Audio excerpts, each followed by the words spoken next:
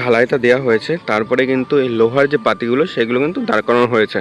আর নিচের ঢালাইটা দেখে বোঝা যাচ্ছে দুর্গার ওয়েট এবং দুর্গার উচ্চতা কত হবে। আন্দাজ দেখো দুর্গাপুজো কিছুই শুরু হয়নি, মানুষ দেখতে চলে এসেছে। এনে ওষুধটা এখান থেকে এনে ঠিক ওই সামনে রাখা হবে।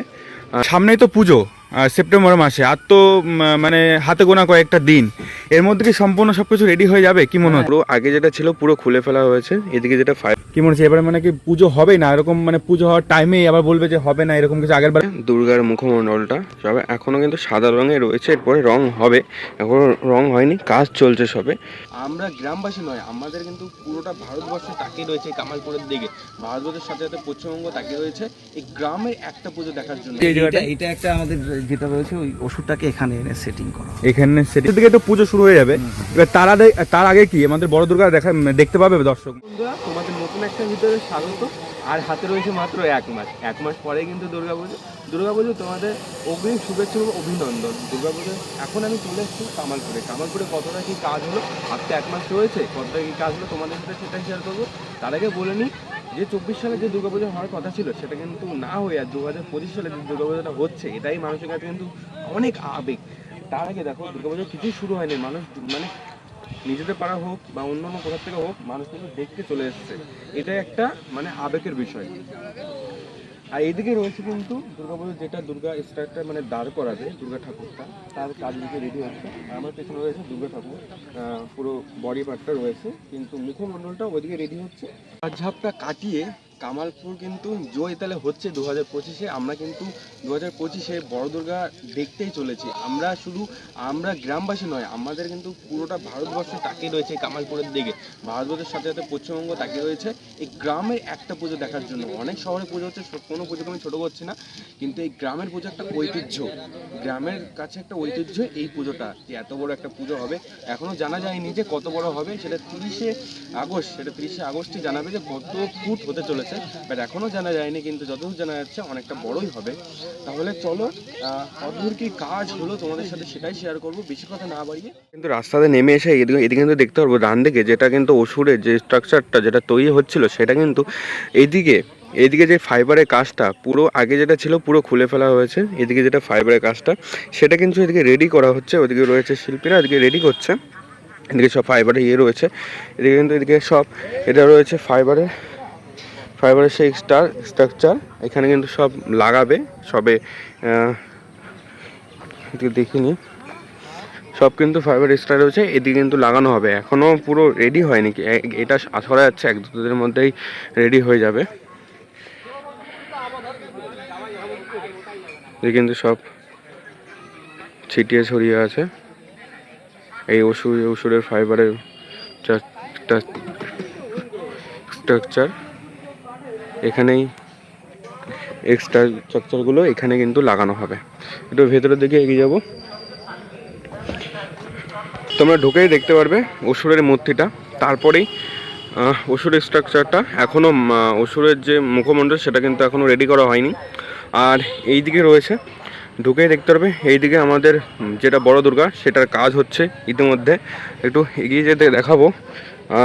আর এই রয়েছে অসুরের মুখমণ্ডলটা, জুম করে দেখানোর চেষ্টা করবো। এই রয়েছে অসুরের মুখমণ্ডল,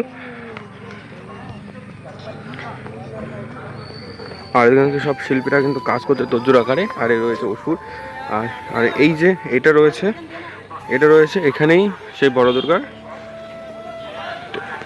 দুর্গাটা এখানে কিন্তু দাঁড় করানো হবে, সেটারই কিন্তু কাজ চলছে।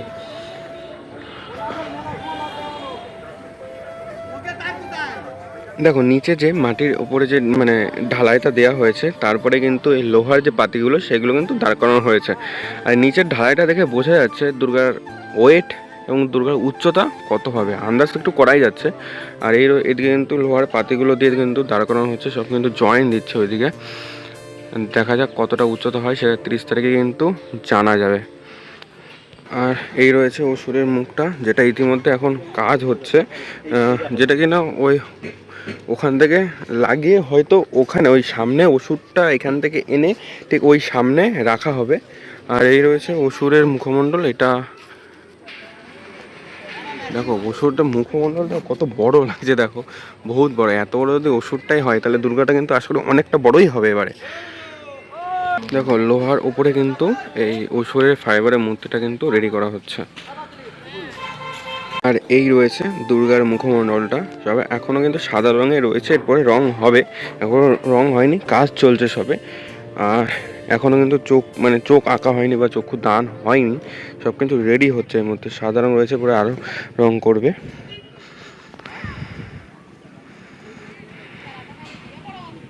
আর বলা হয়েছিল যে ডায়মন্ডের স্টোনের কাজ হবে, সেগুলো কিন্তু এখানে দেখো ইতিমধ্যে লাগানো হয়ে গেছে।